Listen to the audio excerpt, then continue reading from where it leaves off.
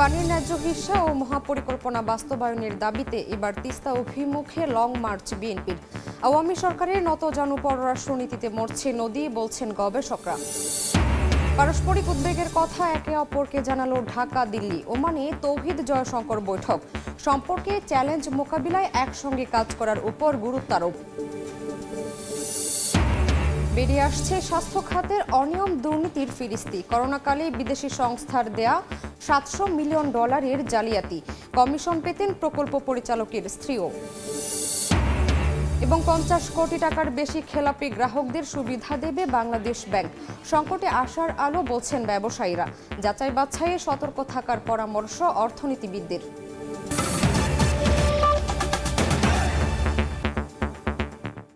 সময় সংবাদের সঙ্গে আছি আমি শামীমা শাম্মী। সংস্কারের অভাবে নাব্য হারিয়ে মরতে বসেছে তিস্তা। গ্রীষ্ম মৌসুমের আগে নদীতে হাঁটু পানি। অন্যদিকে ভারতের একতরফা পানি প্রত্যাহারে মরুকরণের মুখে পুরো তিস্তা অববাহিকা। সংশ্লিষ্টরা বলছেন, আওয়ামী লীগ সরকারের নতজানু পররাষ্ট্রনীতির কারণেই পানির ন্যায্য হিস্যা থেকে বঞ্চিত হচ্ছেন দেশের মানুষ। গবেষকদের মতে তিস্তা সুরক্ষায় মহাপরিকল্পনা বাস্তবায়নের বিকল্প নেই। তিস্তা নিয়ে নাজমুল ইসলাম নিশাতের 2 পর্বের প্রতিবেদনের প্রথমটি আজ। ছবি তুলেছেন শাকিল মাহমুদ। নদীর এই কঙ্কালসার চিত্র দেখে কোনোভাবেই বোঝার উপায় নেই এটি একসময়ের প্রমত্তা তিস্তা। শুষ্ক মৌসুমের আগেই পানি শুকিয়ে জেগে উঠেছে ছোট বড় অসংখ্য চর। অথচ এই তিস্তাকেই বলা হতো উত্তরের জীবনরেখা, যেটি এখন 2 কোটি মানুষের কষ্টের কারণ হয়ে দাঁড়িয়েছে। পরিচর্যার অভাবে তিস্তা শুধু নাব্যই হারায়নি, তলদেশ ভরাট হয়ে হারিয়েছে পানি ধারণের সক্ষমতাও। শুষ্ক মৌসুমে তিস্তার পানি প্রবাহ 5000 কিউসেক থাকার কথা থাকলেও ভারতের একতরফা পানি প্রত্যাহারে তা নেমেছে 400 কিউসেকে। শুধু পানির অভাবে প্রতি বছর 10,000 কোটি টাকার ফসল উৎপাদন ব্যাহত হচ্ছে তিস্তা অববাহিকায়। শুধু কৃষি নয়, নদী শুকিয়ে যাওয়ায় বিলীন হয়েছে মাছের অভয়ারণ্য, বন্ধ হয়েছে নদী নির্ভর যোগাযোগ ব্যবস্থা। ফলে জেলে মাঝি সহ তিস্তা নির্ভর লাখো মানুষের জীবন জীবিকা এখন চরম সংকটে। বর্ষাকালে তো মনে করেন যে পানিতে থামা যায় না, আর খরাকালে ফির আবার মনে করেন যে বালু হয়ে যায়। এখন পানি নাই না, তিস্তা নদী শুকিয়ে গেছে। পাইপ বোর্ডিং করি কোন থেকে পাইপ দিয়ে এখন ওই যে মেশিন দিয়ে পানি দিবার লাগছে। নদী তো পানি না দিয়ে তো মাছ পাচ্ছি না। ভাটিতে যখন পানির অভাবে ভয়াবহ মরুকরণের মুখে তিস্তা অববাহিকা, তখন বিপরীত চিত্র উজানে। আন্তর্জাতিক নিয়মনীতির তোয়াক্কা না করেই একাধিক বাঁধ, খাল, জলবিদ্যুৎ ও সেচ প্রকল্প নির্মাণ করে ইচ্ছে মতো তিস্তার পানি ব্যবহার করছে ভারত। একতরফাভাবে ভারত তিস্তার পানি প্রত্যাহার করে নিয়ে তারা তাদের কৃষিক্ষেত্রে এবং তাদের অন্যান্য ক্ষেত্রে তারা তাদের উন্নয়ন সাধিত করেছে, সেই সাথে আমাদেরকে পানি বঞ্চিত করেছে। তিস্তা ব্যারেজের সামনে আরও কয়েকটা ব্যারেজ করেছে। তারা আমাদের স্বার্থ সংরক্ষণ হবে এই রকম কোনো বিষয় নিয়ে তারা আমাদের সাথে কথা বলে না। গবেষকদের মতে উত্তরের 5 জেলার 2 কোটি মানুষের জীবনমান রক্ষায় একমাত্র সমাধান তিস্তা মহাপরিকল্পনা বাস্তবায়ন। এই যে তিস্তা পরিকল্পনা, এটা সবার আগে অধিকার দিয়ে এটার দ্রুত বাস্তবায়ন করা হোক। তিস্তাকে সুরক্ষা করা না গেলে শুধু জীবন জীবিকায় নয়, জলবায়ু পরিবর্তনের বিরূপ প্রতিক্রিয়ায় বিপর্যস্ত হয়ে পড়বে নদী বিস্তৃত 2000 বর্গ কিলোমিটার জনপদের মানুষ। নাজমুল ইসলাম নিশাত, সময় সংবাদ, রংপুর। তিস্তা মহাপরিকল্পনা বাস্তবায়নের দাবিতে তিস্তা অববাহিকার 115 কিলোমিটার এলাকা জুড়ে অবস্থান কর্মসূচি পালন করছেন উত্তরের বাসিন্দারা। এই মুহূর্তে রংপুরের মহিপুরে আছেন রিপোর্টার নিশাত ইসলাম। বিস্তারিত জানতে সরাসরি যাচ্ছি তার কাছে। মূলত 2টি প্রধান দাবিতে তিস্তা নদী রক্ষা আন্দোলন তাদের 2 দিন ব্যাপী লাগাতার কর্মসূচি দিয়েছে এবং এই কর্মসূচিতে তিস্তা অববাহিকার 115 কিলোমিটার অংশ জুড়ে নীলফামারী থেকে গাইবান্ধা পর্যন্ত 11টি পয়েন্ট করা হয়েছে এবং এই 11টি পয়েন্টে তিস্তা পাড়ের বাসিন্দারা তারা অবস্থান কর্মসূচি নেবেন এবং তাদের যে প্রধান দাবি যে তিস্তার পানির ন্যায্য হিস্যা এবং তিস্তা মহাপরিকল্পনা বাস্তবায়ন। এবং আমরা দেখেছি যে এই কর্মসূচিকে ঘিরে বিএনপির কেন্দ্রের নেতারা ছাড়াও স্থানীয় নেতারা অংশ নেবেন।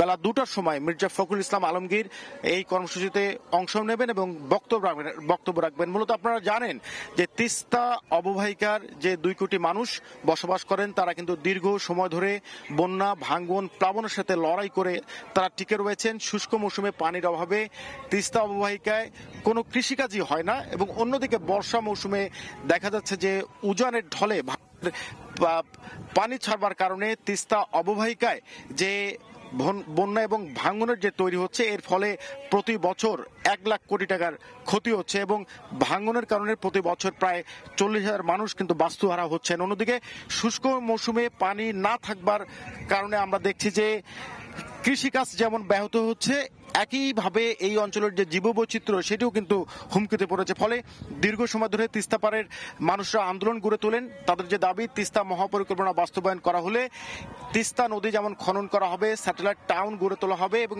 একই সাথে যেসব অনাবাদি জমি রয়েছে সেই অনাবাদি জমি আবাদের আওতায় চলে আসলে পরে তিস্তা পাড়ের মানুষের যে দুর্দশা এবং এই তিস্তাকে বলা হতো একসময়ের জীবনরেখা, এই জীবনরেখা যে তিস্তার মানুষের কান্নায় পরিণত হয়েছে, এই তিস্তা সংস্কার করা গেলে এই তিস্তা অববাহিকার 2 কোটি মানুষের জীবনমানের উন্নয়ন ঘটবে এবং প্রতি বছর যে বাস্তুচ্যুত মানুষের সংখ্যা বাড়ছে, প্রতি বছর যে ফসলের জমি ক্ষতি হচ্ছে, বসতভিটার ক্ষতি হচ্ছে, সেটি থেকে তারা রক্ষা পাবেন। এবং আপনাকে জানিয়ে রাখি, এখানে আমি যে জায়গাটিতে রয়েছি এটি রংপুরের গঙ্গাচড়ার মহিপুর এলাকায় এবং এই এলাকায় তিস্তার চরে বেশ কয়েকটি প্যান্ডেল করা হয়েছে, যে প্যান্ডেলগুলোতে আসলে তিস্তা অববাহিকার মানুষজন অংশ নেবেন।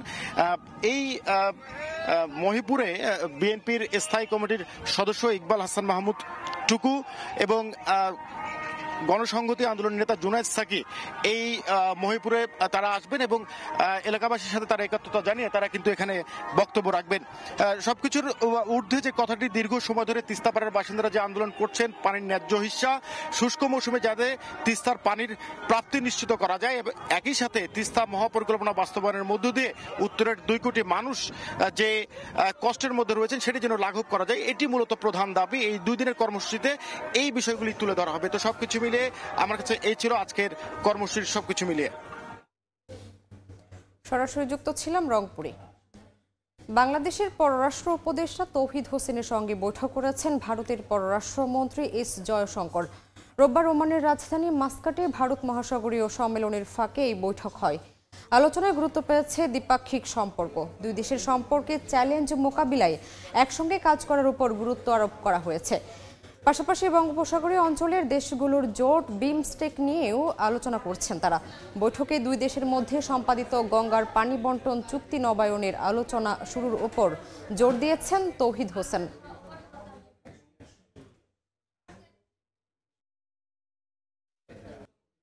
স্বাস্থ্য খাতে $700 মিলিয়ন জালিয়াতি।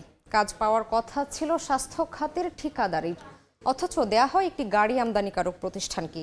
কেউ আবার কাজের কমিশন পাঠিয়ে দেন প্রকল্প পরিচালকের স্ত্রীর কাছে। এভাবেই বিগত সরকারের আমলে কোভিডকালীন দাতা সংস্থা থেকে পাওয়া অর্থের 9-6 করতে প্রতিটি পদে পদে হয় দুর্নীতি। এসব অপরাধী দীর্ঘদিন ধরাছোঁয়ার বাইরে থাকায় সম্প্রতি দুদকের দ্বারস্থ হয়েছে আন্তর্জাতিক সংস্থা। বিশেষজ্ঞরা বলছেন, দাতা সংস্থার অর্থে অনিয়মের ঘটনায় ব্যবস্থা না নিলে ভবিষ্যতে সংকটে পড়বে দেশ। তাসলিম তৌহিদের প্রতিবেদন। করোনাকালে চিকিৎসা সেবা পেতে মানুষের হিমশিম অবস্থা মনে করিয়ে দেয় কতটা ভঙ্গুর ছিল স্বাস্থ্য ব্যবস্থা। সে সময় মন্ত্রণালয় থেকে শুরু করে হাসপাতাল অনিয়ম দুর্নীতির কালো ছায়া থেকে বাদ যায়নি কোথাও। ঠিক তেমনি আন্তর্জাতিক সংস্থার একটি তদন্ত প্রতিবেদন এসেছে দুদকের হাতে। সেখানে বলা হচ্ছে 2020 সালে এপ্রিলে বিশ্বব্যাংক ও বাংলাদেশ যৌথভাবে কোভিড-19 মোকাবেলায় $600 মিলিয়ন চুক্তি করে। এতে এশীয় অবকাঠামো বিনিয়োগ ব্যাংক থেকেও অতিরিক্ত $100 মিলিয়ন সহায়তা পায়। তদন্ত প্রতিবেদন বলছে, মাস্ক, পিপিই, হাসপাতালের সরঞ্জামাদি, সচেতনতা বিজ্ঞাপন ও অ্যাপ নির্মাণে ঠিকাদারি কাজ দেওয়ায় তৎকালীন স্বাস্থ্য অধিদপ্তরের পরিচালক ও পিডি ডাক্তার ইকবাল কবির পদে পদে অনিয়ম করেন। কাজ পাওয়া 6 প্রতিষ্ঠানের বিরুদ্ধে অনিয়মের প্রমাণও মিলেছে। তবে অভিযোগ অস্বীকার করেছে অভিযুক্ত। আমি তো সেই তখন থেকে ওএসডি হয়ে আছি, এগুলা তখনকার হিসেবের কাজ সাজিয়ে সবকিছুই। এগুলা নিয়ে আমি এখন কথা বলার মতো মুডে নাই ভাই। তথ্য বলছে, গাড়ি আমদানিকারক প্রতিষ্ঠান জাদিদ অটোমোবাইল পায় মাস্ক, পিপি সরবরাহের কাজ। অনৈতিকভাবে কাজ পেয়ে সরবরাহ করে নিম্নমানের সরঞ্জামাদি। একইভাবে পিডির স্ত্রীর কোম্পানিকে $29,500 দেয় আর এক ঠিকাদারি প্রতিষ্ঠান। এছাড়া কাজ শেষ করার আগে অতিরিক্ত অর্থ পরিশোধ, পিডির পরিচিত প্রতিষ্ঠানকে কাজ দেওয়া সহ নানা অসঙ্গতি খুঁজে পেয়েছে আন্তর্জাতিক সংস্থাটি। যদিও এসব নিয়ে অভিযুক্ত প্রতিষ্ঠান নিজেদের নির্দোষ দাবি করছে। কোনো প্রতিষ্ঠানের আবার পূর্বের ঠিকানায় হদিস মেলেনি। করোনার সময় চলে গেছে গা, এটা 29 নম্বর উঠে গেছিল, কিছুদিন ছিল, ওখান থেকে শ্যামলী চলে গেছে, তারপর আমরা বলতে পারি না। দুদক থেকে আমার সমস্ত কাগজপত্র সাবমিট করা আছে এবং তারা ইনভেস্টিগেশন করে কোনো কিছু পায় নাই, তারপরে তারা আমাকে ছাড়পত্রও দিয়েছে। এ অবস্থায় তদন্ত প্রতিবেদনকে আমলে নিয়ে অপরাধীদের বিরুদ্ধে বিধি অনুযায়ী ব্যবস্থা নিতে দুদককে পরামর্শ এই আইনজীবীর। এই ইনফরমেশনসগুলোকে যদি এখনই আপনার তাদের মানে আমলে না নিয়ে তদন্ত যদি না শুরু করে, খুব সুন যেটা হবে এই ফরেন ডোনেশনসগুলি, ফান্ডিংসগুলি দাতা সংস্থা থেকে এটা বন্ধ হয়ে যাবে। আর স্বাস্থ্যখাত সংশ্লিষ্টরা বলছেন, শুধু স্বাস্থ্য অধিদপ্তরের কর্মকর্তারা নয়, এর সঙ্গে জড়িত থাকতে পারে তৎকালীন মন্ত্রীসহ অন্যরাও। সবকিছু হয়েছে মন্ত্রণালয়ের সংযোগে, এবং সেখানে হয়তো তাদের অদক্ষতা অথবা ইচ্ছাকৃতভাবে জিনিসটাকে এটা করা হয়নি। পিডিকে যে আজকে দায়ী করছি, PD is a part of the government, পিডির উপরও তো লোক আছে। করোনাকালে মাস্ক কেলেঙ্কারি ঘটনায় জেএমআই গ্রুপের বিরুদ্ধে মামলা করেছিল দুদক, যদিও পরবর্তীতে আসামিদের অব্যাহতি দেয় সংস্থাটি। অতীতে মাস্ক কেলেঙ্কারি ঘটনায় আসামিদেরকে অব্যাহতি দিয়েছিল দুদক। পট পরিবর্তনের পর এখন দেখার বিষয়, আন্তর্জাতিক সংস্থা থেকে পাওয়া এই প্রতিবেদনের আলোকে কী ধরনের পদক্ষেপ নেয় সংস্থাটি। তাসলিম তৌহিদ, সময় সংবাদ, ঢাকা। 50 কোটি টাকার উপরে খেলাপিদের নতুন করে সুবিধা দেওয়ার পক্ষে ব্যবসায়ীরা। তাদের দাবি, সুবিধা না দিলে নতুন করে বাড়তে পারে খেলাপির সংখ্যা, আটকে যাবে আমানতকারীর অর্থ, থমকে যেতে পারে অর্থনীতির চাকা। তবে ঢালাও সুবিধা দেওয়ার বিপক্ষে মত অর্থনীতিবিদদের। সাইফুল ইসলামের রিপোর্ট। ছাত্র জনতার গণ অভ্যুত্থানে ক্ষমতা ছেড়ে পালিয়ে যান শেখ হাসিনা, তবে ব্যাংক খাতে রেখে যান প্রায় 2,85,000 কোটি টাকার খেলাপি ঋণ। সীমাহীন লুটপাট ও অনিয়মের জেরে তৈরি হওয়া খেলাপিদের পরিমাণ আরও বেশি বলে মনে করে অন্তর্বর্তী সরকারের অর্থনীতির শ্বেতপত্র কমিটি। এমন পরিস্থিতিতে নতুন করে খেলাপি হওয়া ঠেকাতে 50 কোটি টাকার বেশি খেলাপি গ্রাহকদের যাচাই বাছাই সাপেক্ষে সুবিধা দিবে বাংলাদেশ ব্যাংক। এজন্য গঠিত হয়েছে 5 সদস্যের একটি কমিটি। বন্যা পরিস্থিতি আমরা গিয়েছে, তারপর সরকারের একটা পরিবর্তন হয়েছে, এই সমস্ত পরিস্থিতিগুলো অনেকগুলো বিজনেসের মধ্যে হ্যাম্পার হয়েছে। আমরা মনে করছি এই ধরনের নিয়ন্ত্রণ বহির্ভূত কারণে যে সমস্ত ব্যবসাগুলো ক্ষতিগ্রস্ত হয়েছে, তাদেরকে যদি কিছুটা সহযোগিতা দেওয়া যায়, তাহলে এটা বাংলাদেশের অর্থনীতিতে এই কোম্পানিগুলো আবারও রিভাইভ করে তাদের কন্ট্রিবিউশন রাখবে। কেন্দ্রীয় ব্যাংকের এমন উদ্যোগের পক্ষে মত দিয়ে ব্যবসায়ীদের সংগঠনগুলো বলছে, গণ অভ্যুত্থানের পরবর্তী শ্রমিক অসন্তোষের জেরে অনেক ব্যবসায়ী সংকটে পড়েছেন। সংকট উত্তরণে কেন্দ্রীয় ব্যাংকের এই সুবিধা সহায়ক হবে। গুডসগুলো পোর্টে নষ্ট হয়ে যায়, অনেক সময় রাজনৈতিক অস্থিরতার কারণে তার ফ্যাক্টরিতে আগুন দিয়ে পুড়িয়ে দেওয়া হয়েছে। এরকম যদি নাকি তার কেস থাকে, অবশ্যই আমি মনে করি যে সেই ক্ষেত্রগুলোতে অবশ্যই রাষ্ট্র তাদেরকে সহযোগিতা করতে পারে। ব্যবসা যদি কেউ করতে চায় এবং তার যদি গুড ইন্টেনশন থাকে, তাকে সুযোগ দেওয়া যেতে পারে আমার মনে হয়। যদি সে মানি লন্ডারিং করে না থাকে, হয়তো বিজনেস তো ফেল করতেই পারে, তার একটা এক্সিট পলিসি থাকতে হবে। অর্থনীতিবিদরা বলছেন, নতুন করে খেলাপি না বাড়াতে কেন্দ্রীয় ব্যাংকের উদ্যোগ কাজে আসলেও ঢালাওভাবে সুবিধা দেওয়া যাবে না, যাচাই বাছাই করার ক্ষেত্রে থাকতে হবে সতর্ক। ব্যবসাটাকে এগিয়ে নিয়ে আসার জন্য সাময়িক কোনো সাপোর্ট দিয়ে যদি লং টার্ম ব্যাংকের যে সমস্ত ঋণ খেলাপি সেগুলোকে যদি উদ্ধার করে আনার কোনো সুযোগ থাকে, সেটি একটা জিনিস, কিন্তু ঢালাওভাবে সবাইকে সুযোগ না দেয়া। নতুন সুবিধা দিতে কেন্দ্রীয় ব্যাংকের নীতিমালার কোথায় কোথায় পরিবর্তন আনতে হবে তা কমিটির সুপারিশের ভিত্তিতে করা হবে বলে জানিয়েছেন বাংলাদেশ ব্যাংক। সাইফুল ইসলাম, সময় সংবাদ, ঢাকা। রাজধানীর আগারগাঁওয়ে বাংলাদেশ কোস্টগার্ডের প্রতিষ্ঠাবার্ষিকীর অনুষ্ঠানের বক্তব্য রাখছেন স্বরাষ্ট্র উপদেষ্টা মোহাম্মদ জাহাঙ্গীর আলম চৌধুরী। সরাসরি যাচ্ছে সেখানে। আস্থার প্রতীকে পরিণত হয়েছে। শুধুমাত্র অর্থনীতি ও পরিবেশ সুরক্ষা নয়, বরং দেশের সার্বভৌমত্ব ও নদ নদী বেষ্টিত উপকূলীয় এলাকায় সার্বিক নিরাপত্তা রক্ষার জন্য বাংলাদেশ কোস্টগার্ড ভূমিকা রেখে যাচ্ছে। এজন্য আমি প্রথমেই কোস্টগার্ডের সকল সদস্যকে আন্তরিক ধন্যবাদ জ্ঞাপন করছি। উপস্থিত অতিথিবৃন্দ, প্রতিষ্ঠার পর থেকে বাংলাদেশ কোস্টগার্ডের সদস্যগণ নিজেদের জীবন বিপন্ন করে দেশের আভ্যন্তরীণ নৌপথের নিরাপত্তা নিশ্চিতকরণ এবং যাবতীয় অবৈধ কার্যক্রম, মাদক দ্রব্য প্রতিরোধ, অস্ত্র ও মানব পাচার, অবৈধ চোরাচালান, জলদস্যুতা, অবৈধ মৎস্য আহরণ রোধসহ অন্যান্য অপরাধ কার্যক্রমে প্রতিহত করার ক্ষেত্রে মুখ্য ভূমিকা পালন করে যাচ্ছে। তারা নিয়মিত টহল দ্বারা সমুদ্র নদীপথের নিরাপত্তা নিশ্চিতে পাশাপাশি দুর্ঘটনায় পতিত বিপদগ্রস্ত নৌযান নাবিকদের উদ্ধার কার্যক্রম ও পরিচালনা করে যাচ্ছে। উপকূলীয় এলাকায় প্রাকৃতিক দুর্যোগ মোকাবেলায় স্থানীয় জনগণ, মৎস্যজীবী এবং নৌযান মালিকদের সচেতনতা বৃদ্ধি সহ ভূমিকা অত্যন্ত প্রশংসনীয়। বিশেষ করে ঘূর্ণিঝড়, বন্যা এবং অন্যান্য প্রাকৃতিক দুর্যোগের সময় কোস্টগার্ডের সদস্যগণ বিপন্ন মানুষের জীবন রক্ষা এবং ত্রাণ কার্যক্রম পরিচালনায় বিশেষ অবদান রাখছে। ছাত্র জনতা গণ অভ্যুত্থান পরবর্তী আইনশৃঙ্খলা রক্ষায় বিভিন্ন অভিযানের মাধ্যমে বাংলাদেশ কোস্টগার্ড অসাধারণ ভূমিকা পালন করেছে। সামগ্রিকভাবে বাংলাদেশ কোস্টগার্ড একটি দক্ষ, আধুনিক ও শক্তিশালী বাহিনী হিসাবে জাতীয় নিরাপত্তা ও অর্থনীতিতে টেকসই অবদান রেখে চলছে। প্রিয় কোস্টগার্ড সদস্য, এই বাহিনী সংযুক্ত হয়েছে 189টি আধুনিক ও দ্রুতগামী জলযান, যা এই বাহিনীর অভিযানিক সক্ষমতা বহুলাংশে বৃদ্ধি করেছে। বরিশাল নগরীতে সুপেয় পানির তীব্র সংকট থাকলেও চাহিদা মতো সরবরাহ করতে পারছে না সিটি কর্পোরেশন। অথচ বিগত সরকারের আমলে একাধিকবার ওয়াসার প্রতিষ্ঠার মতামত জানতে চিঠি আসলেও অনুমতি দেয়নি নগর কর্তৃপক্ষ। সব ক্ষমতা নিজেদের অধীনে রাখতে এমন সিদ্ধান্ত বলে অভিযোগ উঠেছে। তবে সমাধান নিয়ে আলোচনা চলছে বলে জানিয়েছেন সংশ্লিষ্টরা। সুজয় দাসের ছবিতে অপূর্ব অপুর রিপোর্ট। এক কলসি পানির জন্য হাহাকার। নদী খালের বরিশাল শহরে সুপেয় পানির সংকট এখন নিত্যদিনের সঙ্গী।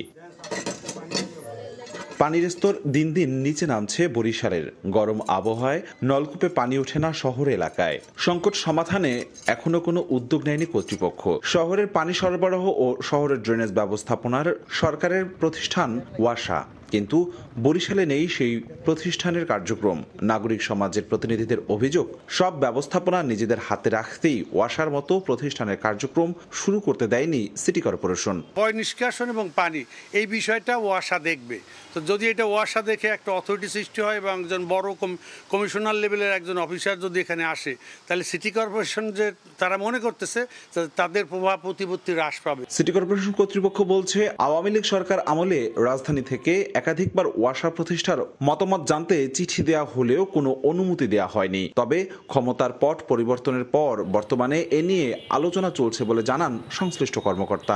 ব্যক্তিগতভাবেই ওয়াসার সাথে ওই স্থানীয় সরকার বিভাগ কথা বললাম, তারা বললো যে খুব অ্যাপ্রিসিয়েট করলো যে এটা খুব ভালো খবর, তো আপনারা যদি দেন তাহলে আমরা এখানে তাড়াতাড়ি ব্যবস্থা করব।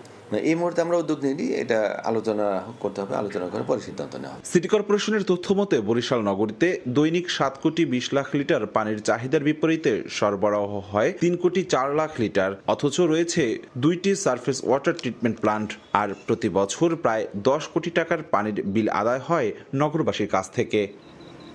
অপূর্ব অপু, সময় সংবাদ, বরিশাল। বরিশাল বিভাগ জুড়ে চলছে নদী ও খাল দখলের মহোৎসব।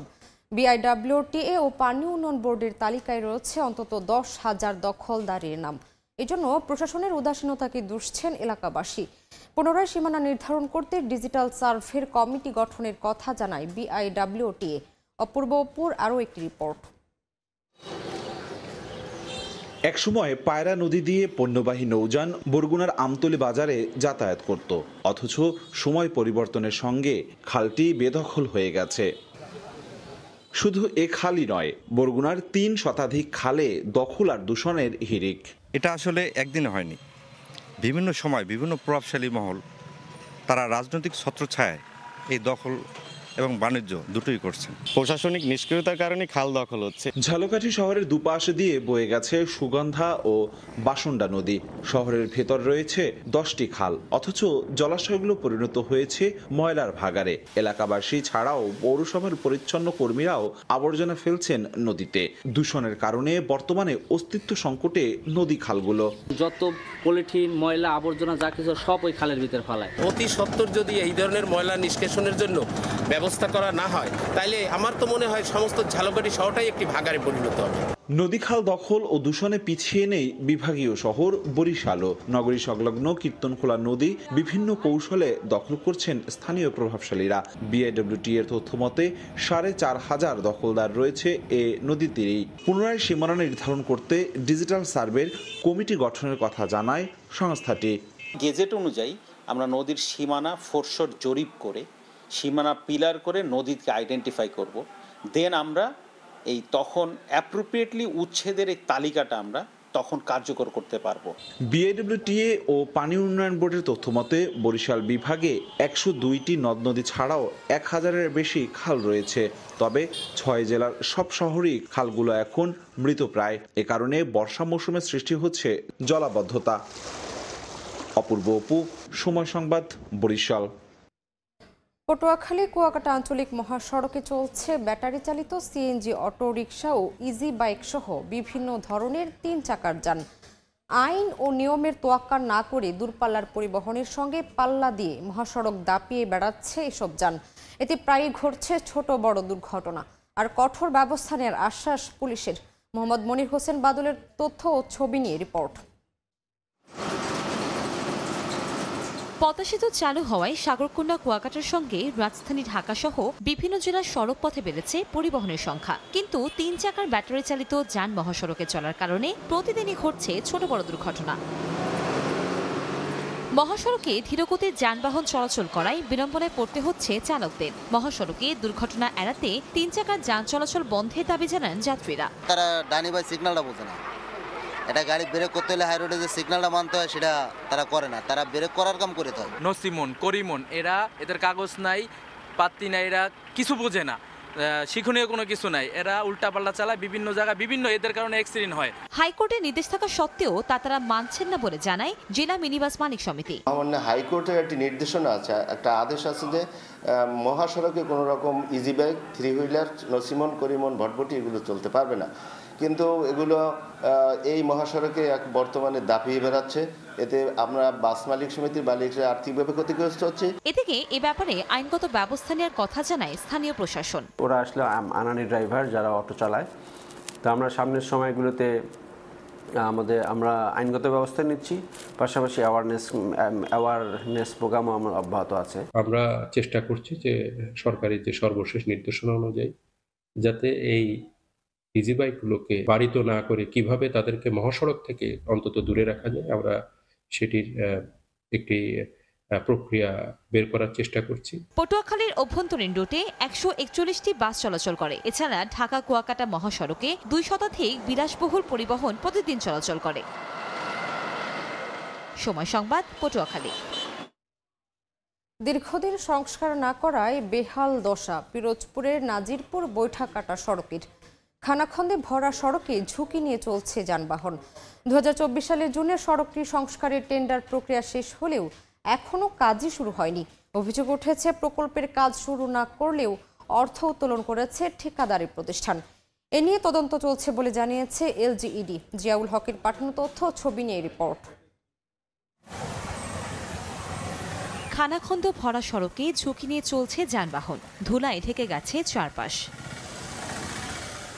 দীর্ঘদিন সংস্কার না করায় বেহাল দশা পিরোজপুরের নাজিরপুর উপজেলার নাজিরপুর বৈঠাকাটা সড়কের। ১৭ কিলোমিটার দীর্ঘ সড়কটিতে প্রতিদিন ভোগান্তি পোহাতে হয় যাতায়াতকারীদের। অথচ ২০২৪ সালের জুনে মেরসাস ইফতি ইটিসিএল প্রাইভেট লিমিটেড নামে একটি ঠিকাদারি প্রতিষ্ঠান সড়ক সংস্কারের টেন্ডার পেলেও এখনও কাজই শুরু করেনি। প্রকল্পের মেয়াদ বাকি মাত্র 4.5 মাস। এতে ক্ষুব্ধ এলাকাবাসী। এখানে একটা রোগী গেল, তাদেরও যে হাসপাতাল পর্যন্ত নেওয়া যাবে এরকম কোনো পরিস্থিতি নাই।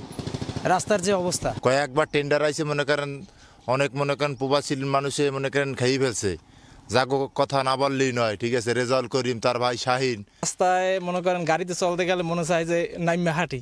এই পর্যায়ে বর্তমানে এই দীর্ঘ 10 বছর পর্যন্ত সব মিলাইয়া আমরা এখন খুব খারাপ অবস্থায় আছি। তো আমাদের আকুল আবেদন, যদি আমাদের এই রাস্তাটা তাড়াতাড়ি করে দিত তাহলে আমাদের সুবিধা হইতো, আমাদের সবার সুবিধা হইতো। যে টাকা কাজ করি এ টাকা 3 ভাগের 2 ভাগই চলে যায় গাড়ির পিছনে। আমাদের ধরেন এখন বিনা পয়সায় চলা লাগে, মানে খুব চলতে কষ্ট হয়। এ নিয়ে শুরু হয়েছে তদন্ত। তবে কাজটি শেষ করার জন্য ঠিকাদারের সঙ্গে যোগাযোগের চেষ্টা চলছে বলে জানায় এলজিইডি। এই কাজটা যখনই আমাদের চুক্তি হয়েছে, চুক্তির পরে আমাদের এই কাজটি এখনও আমরা শুরু করতে পারিনি।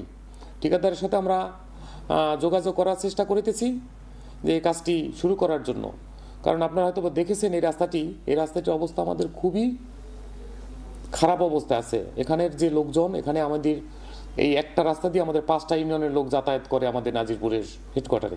বরিশাল প্রশস্তকরণ প্রকল্পের আওতায় 4টি প্যাকেজ নাজিরপুর বৈঠাকাটা সড়ক সংস্কারে ব্যয় ধরা হয়েছে প্রায় 44 কোটি টাকা। সময় সংবাদ, পিরোজপুর।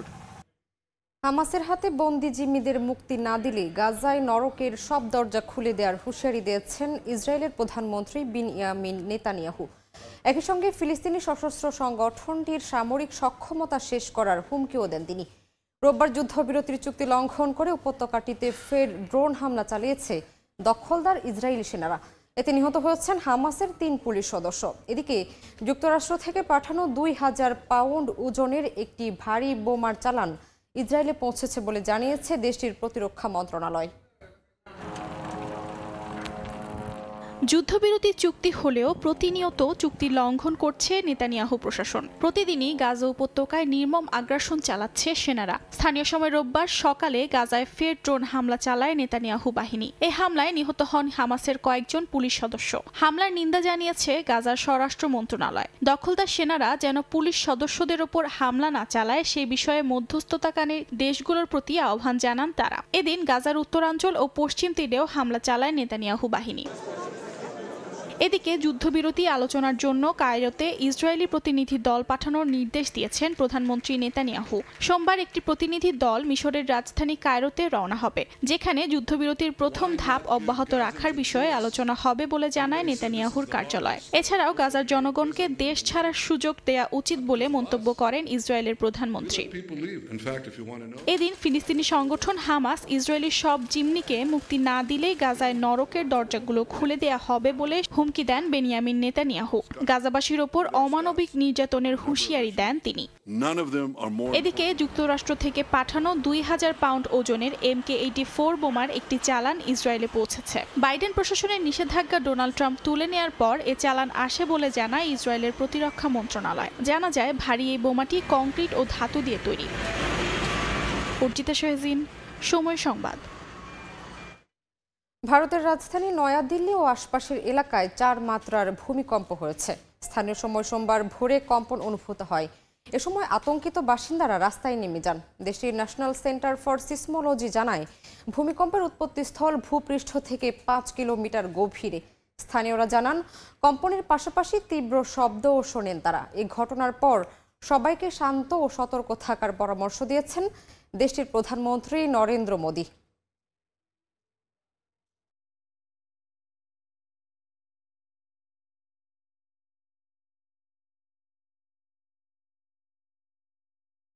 এ পর্যায়ে শীর্ষ সংবাদগুলো জানিয়ে দিচ্ছি আরেকবার। পানির ন্যায্য হিস্যা ও মহাপরিকল্পনা বাস্তবায়নের দাবিতে এবার তিস্তা অভিমুখে লং মার্চ বিএনপির।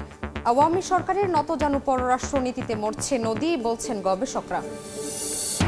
পারস্পরিক উদ্বেগের কথা একে অপরকে জানালো ঢাকা, দিল্লি, ওমানে তৌহিদ জয়শঙ্কর বৈঠক। সম্পর্কে চ্যালেঞ্জ মোকাবিলায় একসঙ্গে কাজ করাই গুরুত্বারোপ।